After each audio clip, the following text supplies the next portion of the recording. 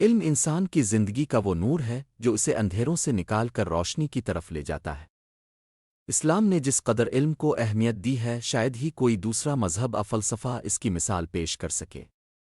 قرآن مجید کی پہلی وحی ہی اس حقیقت کو واضح کرتی ہے کہ اسلام کی بنیاد ہی علم پر رکھی گئی۔ اقرب ناسم نربنوئے علیہ خلقے ان کے ذریعے وحی کی ابتدا ہوئی اور یہ اعلان کر دیا گیا کہ اس دین کی بنیاد پڑھنے سیکھنے اور سمجھنے پر ہے۔ یہی وجہ ہے کہ اسلام میں سب سے زیادہ زور تعلیم اور علم پر دیا گیا ہے۔ علم صرف کتابوں میں موجود معلومات کا نام نہیں بلکہ یہ وہ شعور اور فہم ہے جو انسان کو اپنے خالق کی معرفت عطا کرتا ہے۔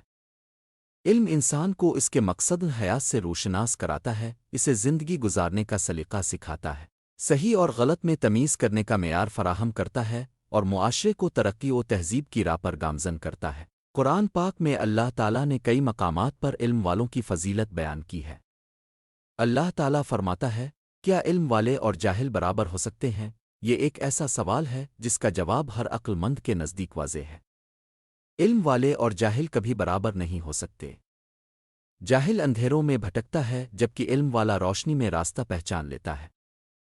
رسول اکرم نے بھی فرمایا کہ علم حاصل کرنا ہر مسلمان مرد و عورت پر فرض ہے۔ یہ حدیث ہمیں واضح کرتی ہے کہ اسلام میں تعلیم کا حصول محض ایک آپشن اشوق نہیں بلکہ دینی ذمہ داری ہے۔ جس طرح نماز، روزہ اور دیگر عبادات فرض ہیں، اسی طرح علم کا حصول بھی ایک لازمی فریضہ ہے۔ صحابہ کرام رضوان اللہ علیہم اجمعین کی زندگیوں میں بھی ہمیں علم کی جستجو کی بے شمار مثالیں ملتی ہیں۔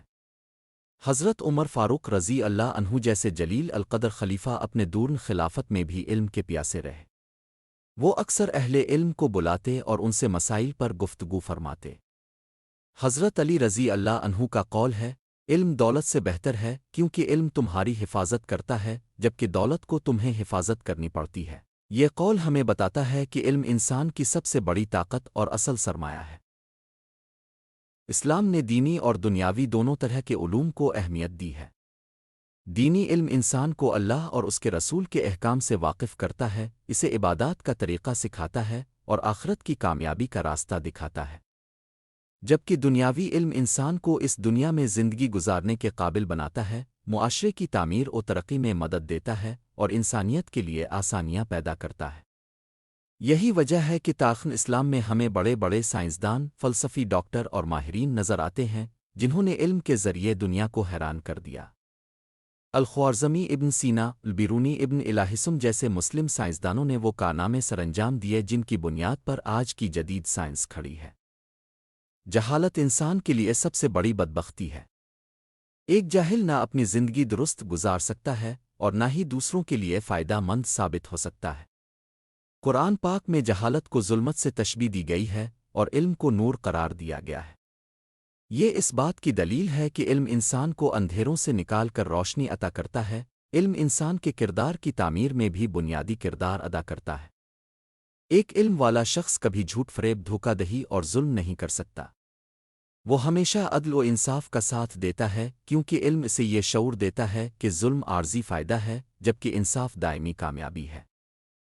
علم کے بغیر عبادت بھی ممکن نہیں۔ اگر انسان کو نماز کا طریقہ معلوم نہ ہو تو وہ نماز صحیح طرح ادا نہیں کر سکتا۔ اگر روزے کے مسائل معلوم نہ ہوں تو وہ روزے کے تقاضے پورے نہیں کر سکتا۔ ذکو اور حج جیسے ارکان اسلام بھی علم کے بغیر صحیح طریقے سے ادا نہیں کیے جا سکتے۔ اس لیے علم کو تمام عبادات کی بنیاد کہا جا سکتا ہے۔ اسلامی تاریخ کے ہر دور میں جب بھی مسلمانوں نے علم کو اپنایا تو وہ دنیا کی قیادت کرنے لگے، اور جب بھی علم کو چھوڑا تو وہ پستی میں جا گرے۔ اندلس کی مثال ہمارے سامنے ہے، جہاں مسلمان علم کے میدان میں دنیا پر چھا گئے تھے۔ یورپ کے لوگ وہاں آ کر علم حاصل کرتے اور پھر واپس جا کر اپنے معاشروں کو ترقی دیتے۔ لیکن جب مسلمانوں نے علم کو پشت ڈال دیا تو ذلت اور غلامی ان کا مقدر بن گئی۔ اسلام نے دینی اور دنیاوی دونوں طرح کے علوم کو اہمیت دی ہے۔ دینی علم انسان کو اللہ اور اس کے رسول کے احکام سے واقف کرتا ہے، اسے عبادات کا طریقہ سکھاتا ہے اور آخرت کی کامیابی کا راستہ دکھاتا ہے۔ جبکہ دنیاوی علم انسان کو اس دنیا میں زندگی گزارنے کے قابل بناتا ہے، معاشرے کی تعمیر و ترقی میں مدد دیتا ہے اور انسانیت کے لیے آسانیاں پیدا کرتا ہے۔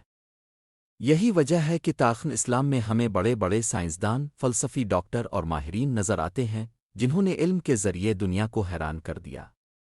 الخوارزمی، ابن سینا، البیرونی، ابن الہیثم جیسے مسلم سائنسدانوں نے وہ کارنامے سر انجام دیے جن کی بنیاد پر آج کی جدید سائنس کھڑی ہے۔ جہالت انسان کے لیے سب سے بڑی بدبختی ہے۔ ایک جاہل نہ اپنی زندگی درست گزار سکتا ہے اور نہ ہی دوسروں کے لیے فائدہ مند ثابت ہو سکتا ہے۔ قرآن پاک میں جہالت کو ظلمت سے تشبیہ دی گئی ہے اور علم کو نور قرار دیا گیا ہے۔ یہ اس بات کی دلیل ہے کہ علم انسان کو اندھیروں سے نکال کر روشنی عطا کرتا ہے۔ علم انسان کے کردار کی تعمیر میں بھی بنیادی کردار ادا کرتا ہے۔ ایک علم والا شخص کبھی جھوٹ، فریب، دھوکہ دہی اور ظلم نہیں کر سکتا۔ وہ ہمیشہ عدل و انصاف کا ساتھ دیتا ہے، کیونکہ علم اسے یہ شعور دیتا ہے کہ ظلم عارضی فائدہ ہے جبکہ انصاف دائمی کامیابی ہے۔ علم کے بغیر عبادت بھی ممکن نہیں۔ اگر انسان کو نماز کا طریقہ معلوم نہ ہو تو وہ نماز صحیح طرح ادا نہیں کر سکتا۔ اگر روزے کے مسائل معلوم نہ ہوں تو وہ روزے کے تقاضے پورے نہیں کر سکتا۔ ذکو اور حج جیسے ارکان اسلام بھی علم کے بغیر صحیح طریقے سے ادا نہیں کیے جا سکتے۔ اس لیے علم کو تمام عبادات کی بنیاد کہا جا سکتا ہے۔ اسلامی تاریخ کے ہر دور میں جب بھی مسلمانوں نے علم کو اپنایا تو وہ دنیا کی قیادت کرنے لگے، اور جب بھی علم کو چھوڑا تو وہ پستی میں جا گرے۔ اندلس کی مثال ہمارے سامنے ہے، جہاں مسلمان علم کے میدان میں دنیا پر چھا گئے تھے۔